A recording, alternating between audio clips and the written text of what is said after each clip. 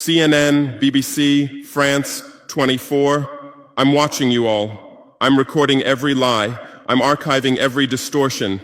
I am Ibrahim Trawre, and today I'm pulling off your masks. Yes, you heard correctly.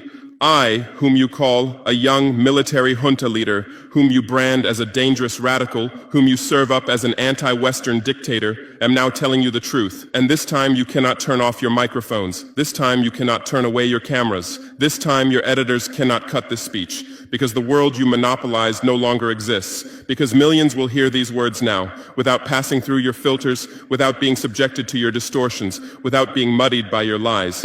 I am 34 years old. Every day of my life, I grew up with your lies. As a child, I would watch Africa on television. Always the same images. Children with flies, dry lands, weapons, death. This is Africa, they told us. This is what Africa is.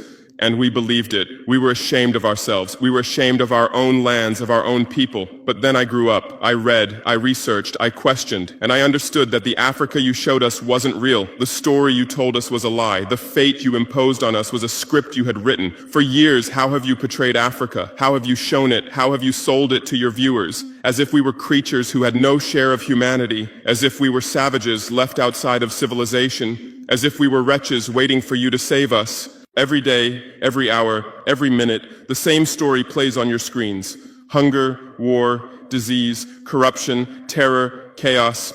These are the words that come to mind when Africa is mentioned. In your Africa dictionary, there are no other words. No hope, no success, no development, no resistance, no honor, no pride, no victory. So I ask you, New York Times, Washington Post, Guardian, Le Monde, have you ever made Africa's successes your headlines? How many times have you written about Rwanda's technology miracle? How many times have you shown Ethiopia's reforestation project? How many times have you praised Botswana's democratic success? How many times have you described Kenya's entrepreneurial ecosystem? No, because these don't fit your scenario. Your Africa cannot be successful. It cannot, because then how will you legitimize your exploitation? If it's not in need of help, how will you intervene? If it's not backward, how will you look down on it? Have you ever asked yourselves, has any editor sitting at their desk, any news director in a meeting, any columnist at their keyboard ever thought, why are the people of the world's richest lands poor? Here are the numbers for you, real numbers. Africa owns 70% of the world's cobalt reserves. Your cell phone, your computer, your electric car won't work without cobalt. This cobalt comes from Congo, but Congolese can't afford cell phones. Africa owns 90% of the world's platinum reserves. Catalytic converters, electronic devices, medical implants, they all need platinum. This platinum comes from South Africa, but South Africans are crushed by unemployment. Africa provides 30% of the world's gold production. Mali, Borkinafaso, Ghana, Tanzania. Gold flows like rivers from our lands. But our people swim in poverty. Africa supplies 65% of the world's diamond production. Botswana, Angola, Congo, Sierra Leone, billions of dollars worth of diamonds are extracted, but our miners live on $1 a day. Africa owns 35% of the world's uranium reserves. Niger, Namibia, South Africa. Nuclear plants run on our uranium. Paris lights burn with our uranium, but our villages have no electricity. And you still ask, why is Africa poor? No, the right question is, how was Africa kept poor while being so rich? Here's your answer. Colonialism didn't end. It changed shape.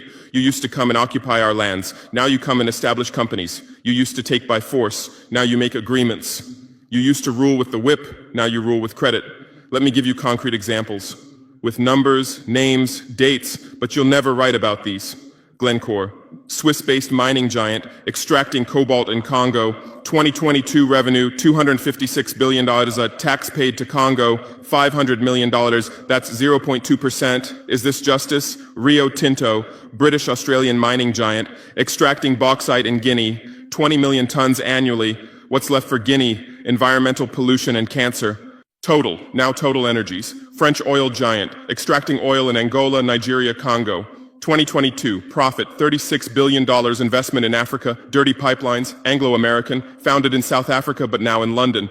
Diamonds, platinum, iron, taking everything. What it left in South Africa, 6 million unemployed miners. And these are just the tip of the iceberg.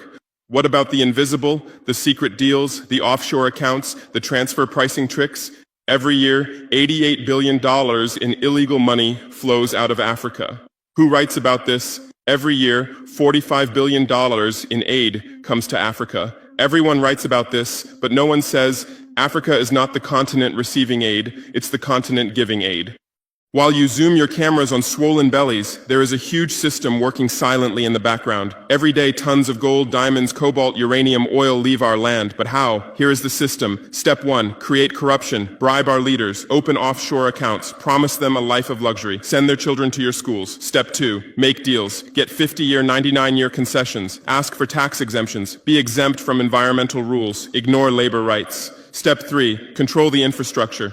Take over ports, airports, railways, but only from the mine to the harbor. Don't build roads to the villages. Don't bring electricity to schools. Step 4, provide security. Set up private security companies. Arm them. Declare protesting. Step 5, silence the media. Buy local journalists. Suppress opposing voices. Serve internal unrest news to international media. And this is how the system works. It's been working like this for 100 years, and you don't see this system. You don't want to see it, because you're part of this system too. Who are the biggest advertisers of New York Times, CNN, BBC, oil companies, mining companies, arms companies, pharmaceutical cartels, the companies that exploit Africa? You live on their money, you defend their interests, and what I'm about to tell you might cost me my life, but it's no longer time to be silent. France's system in Africa is the CFA franc. 14 African countries still use French colonial currency. 50% of these countries' central bank reserves sit in the French treasury. France applies negative interest to this money, so we pay France to use our own money. Through this system, France transfers $500 billion worth of resources from Africa every year. Does anyone write about this? No. But when France gives Africa 10 billion euros in aid, it makes headlines. Britain's system is more sophisticated. London is the world's money laundering center. City of London, offshore paradise. Every penny stolen from Africa passes through London. Jersey, Guernsey, Cayman Islands, Virgin Islands, all under British control. Africa's wealth hides there. America's system is AFRICOM. Africa Command, 46 military bases on the continent. Official purpose, security. Real purpose, resource control. Drones in our airspace every day, listening devices everywhere. They say fighting terrorism, but it's not terrorists. It's people's leaders who are targeted. China is the new player, says win-win, builds infrastructure, gives credit, but in exchange for what? 99-year port concessions, mining rights, agricultural lands, debt trap diplomacy, ask Sri Lanka, ask Zambia, and you write about none of this. Why? Because you're not free press. You're corporate press. Your bosses are billionaires. Jeff Bezos bought Washington Post. Why? For love of journalism? Rupert Murdoch's media empire, Fox News, Wall Street Journal, The Sun, The Times, all from the same hand, all giving the same message. West is good, others are bad. Carlos Slim is the largest shareholder of New York Times, Mexican billionaire. Where's his wealth from? Monopolized telecommunications, got rich off Latin America's back, now controls America's most respected newspaper. And you claim to do independent journalism? Who are your editors? Which schools did they graduate from? Harvard, Yale, Oxford, Cambridge?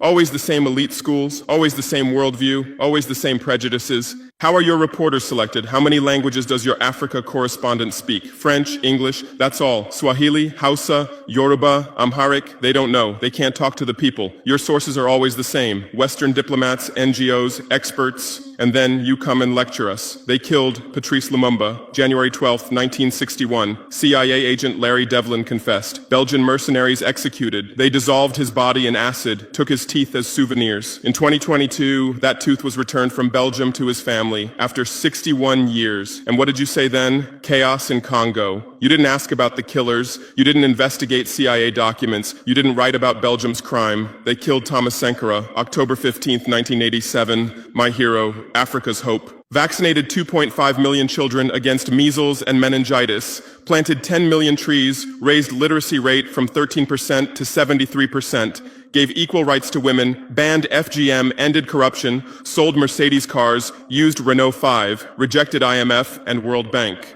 And most importantly, he said, we will not pay Africa's debts. We didn't make those debts. The puppets before us made them on behalf of colonizers. That's when he had to be killed, and they killed him. Who killed him? His best friend, Blaise Compaoré. With whose support? France. Want proof? Look at the Focard archives. Jacques Focard, France's Africa Affairs advisor. Everything is written there. And what did you say? Military coup in Burkina Faso. You didn't write about Sankara's dreams. You didn't tell about his projects. You didn't show his successes. You just said, another dictator died, Muammar Gaddafi. Yes, he was a dictator. Yes, he was ruthless.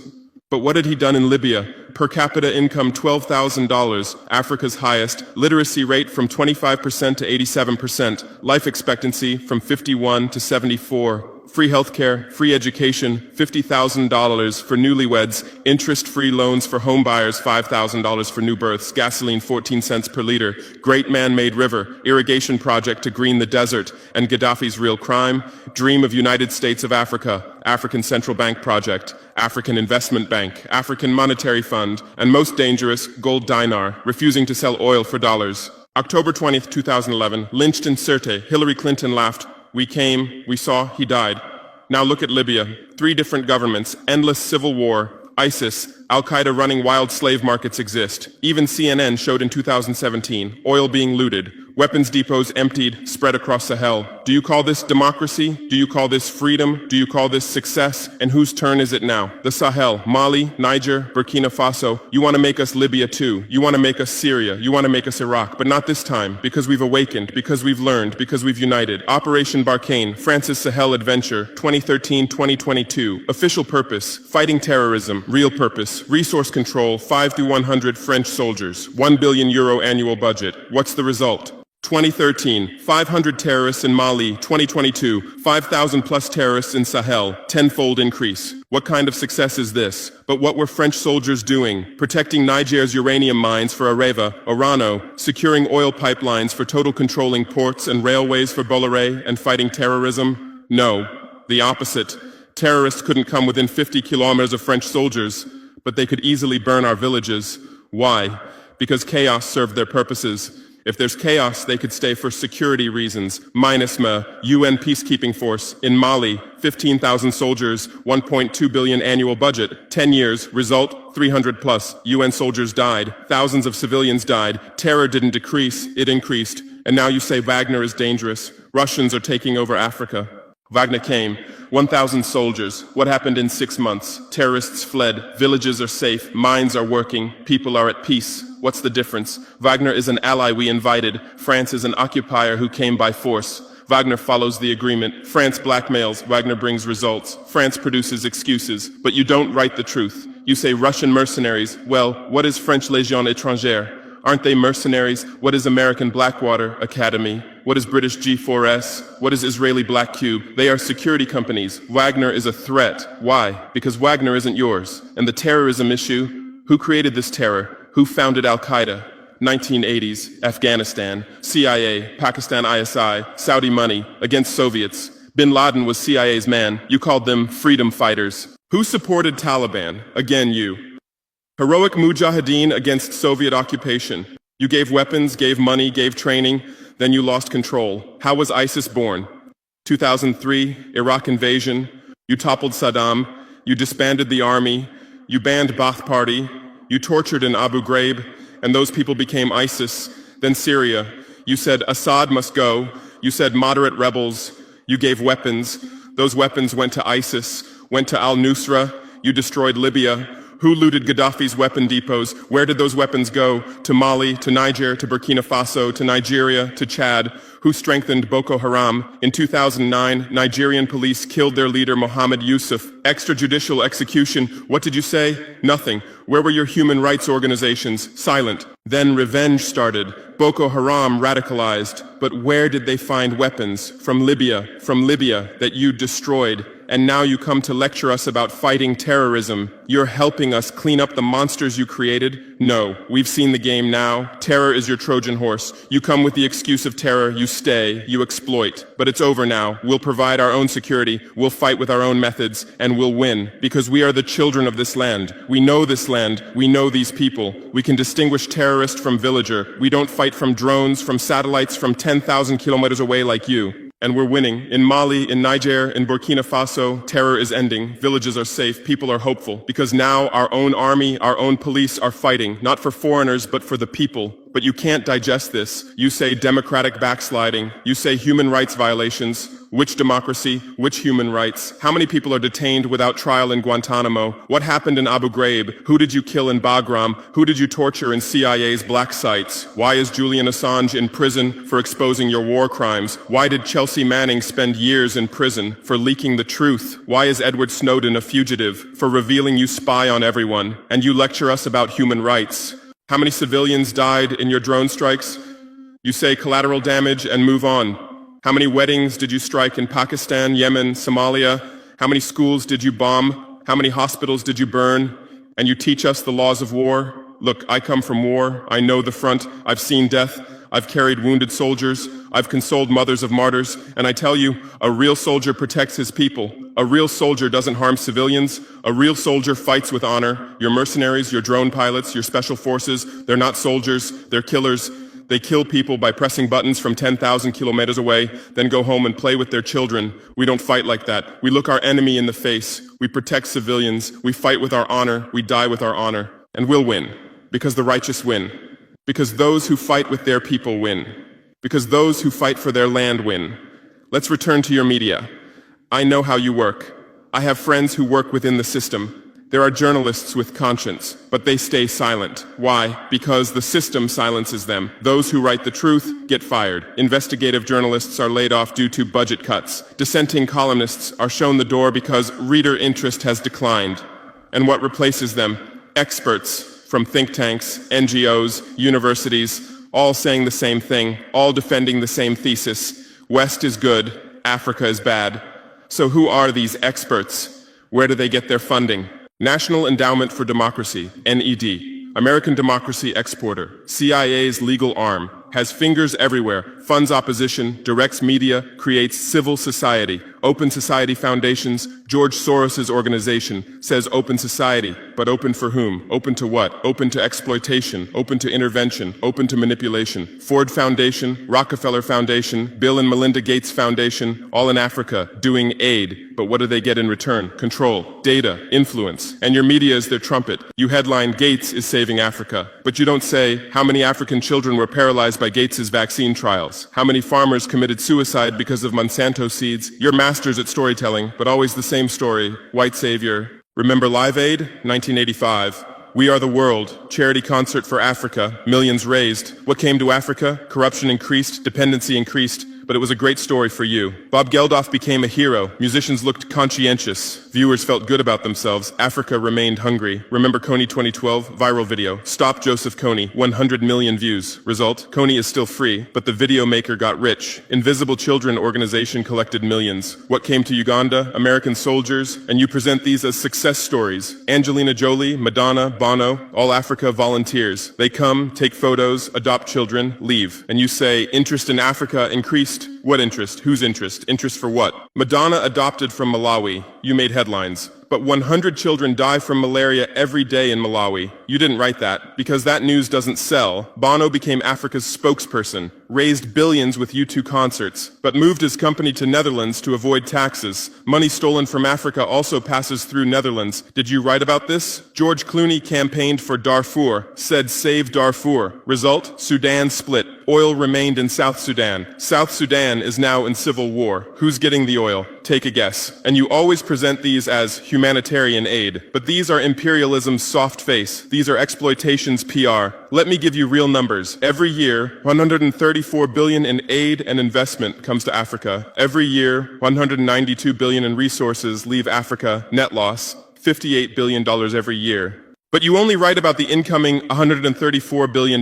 You don't write about the outgoing $192 billion. Why? Because then people will ask, why does Africa need aid? Illicit financial flows, 88.6 billion year multinational corporations profit transfers, 48.2 billion year debt interest, 17 billion year brain drain cost, 13.8 billion year climate change cost, 10.6 billion year illegal logging, 17 billion year illegal fishing, 1.3 billion year total, 192 plus billion dollars every year. This much resource leaves Africa every year. But what are your headlines? EU announces 20 billion euro aid package for Africa. China gives Africa $60 billion in credit.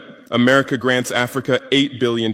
People read these and think how generous they are, how charitable, how ungrateful Africa is. But the truth is the opposite. Africa is financing your standard of living. Africa is subsidizing your prosperity. Africa is making your technology possible. The cobalt in your iPhone from Congo, the lithium in your Tesla from Zimbabwe, the tantalum in your computer from Rwanda, your jewelry from Botswana, your chocolate from Ivory Coast, your coffee from Ethiopia, your oil from Nigeria, your uranium from Niger. And what do we get in return? Debt, poverty, humiliation, but enough. This game will end now because we've awakened. Our youth are sharing the truth on social media. Bar France out hashtag used 100 million times. Africa is bleeding 50 million. On Stop Exploiting Africa, 75 million. And what are you doing? You say Russian bots. You say Chinese propaganda. You say disinformation. No. These are real voices of real Africans.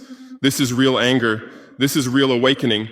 There are millions of youth on TikTok, videos celebrating French soldiers leaving, images applauding Wagner's arrival, content explaining the truth on Twitter, Instagram, Facebook. The same voice everywhere. Enough! And you're panicking because you're losing control. You're losing the narrative. You're losing the monopoly. You established fact-checking organizations. Africa Check, AFP Fact Check. Who funds these? Facebook, Google, Bill Gates. The same system again. What are you checking? Whose facts are you defending? We say France exploits $500 billion a year. You say false. Only $440 billion. As if that changes the situation, as if 440 billion is little. We say Wagner has been successful. You say Wagner violates human rights. Well, what were French soldiers doing? Bombing Fulani villages, arming Dogon militias, accidentally striking weddings. Your hypocrisy is so obvious that no one believes you anymore. Remember what Anderson Cooper said on CNN? Democracy is declining in Africa. Which democracy, Anderson? Your democracy? America's democracy? Your Capitol riot, January 6, 2021. You said, attack on democracy. 5 people died. Our Sankara assassination, October 15, 1987. You said, internal matter. 1 person died, but that person was the hope of 20 million people. In your elections, corporations fund candidates, lobbyists write laws. You call our elections rigged. In your country, police kill blacks. George Floyd, Breonna Taylor, Ahmaud Arbery. You lecture us about police violence. On BBC, Kasia Madera presents Africa News. Polish origin. How many years has she lived in Africa? How many African languages does she speak? But every day she speaks as an Africa expert. Africa is like this. Africa is like that. On France 24, cameramen, editors, producers, most are French. Even Africa correspondents are mostly French, and they do objective journalism. Even Al Jazeera. Qatar funds it. What business does Qatar have in Sahel? But every day they report Sahel crisis. Whose crisis are they telling? Deutsche Welle, Voice of America, RFI, all state media, all propaganda tools.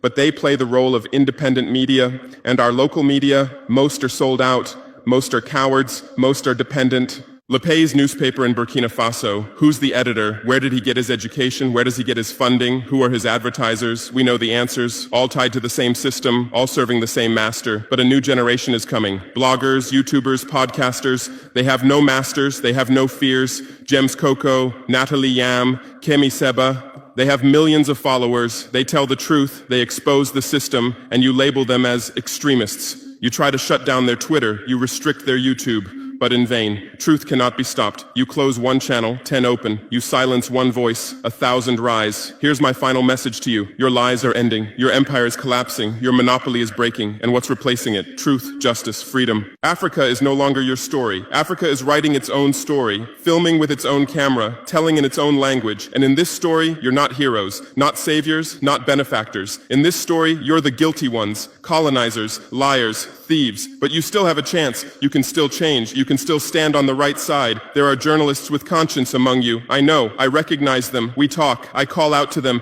Gather your courage. Write the truth. Rebel against the system. You might get fired. You might become unemployed. You might be threatened. But you'll be on the right side of history. You'll look at your children's faces without shame. Your conscience will sleep peacefully. And Africa won't forget you. Africa remembers its friends and its enemies. Be like Edward Snowden, be like Julian Assange, be like Daniel Ellsberg. Stand with the truth, or continue with your lies, continue with your blindness, continue with your complicity, but know that your end is coming. Your viewers are decreasing, your credibility is eroding, your power is depleting. The new generation doesn't believe you, the new generation doesn't listen to you, the new generation rejects you, and that new generation in Africa is 600 million people, 60% under 25 years old, educated, connected, angry. They are my army, they are my weapon, they are my victory, and with them we're building a new world, a world without lies, without exploitation, without humiliation. In this world, Africa will be free, Africa will be strong, Africa will be a leader. And you'll remain just as a bad memory, a shameful footnote, a cautionary example. Future generations will read in history books. At the beginning of the 21st century, there were some media organizations. They lied, they served exploitation, then Africa awakened and they disappeared. That's your end. Inevitable, unchangeable, certain. I am Ibrahim Trawre, not Burkina Faso's leader, but its servant, not Africa's dictator, but its child, and not your nightmare, but your mirror. Look well at this mirror. See yourself, see your lies, your hypocrisy, your crimes, and prepare, because Judgment Day is coming. Africa is awakening. The world is changing. Justice is manifesting. And you'll just watch. You won't be able to do anything else.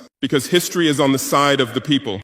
Truth is on the side of the oppressed. God is on the side of those who persevere. And we persevered. We persevered for 500 years.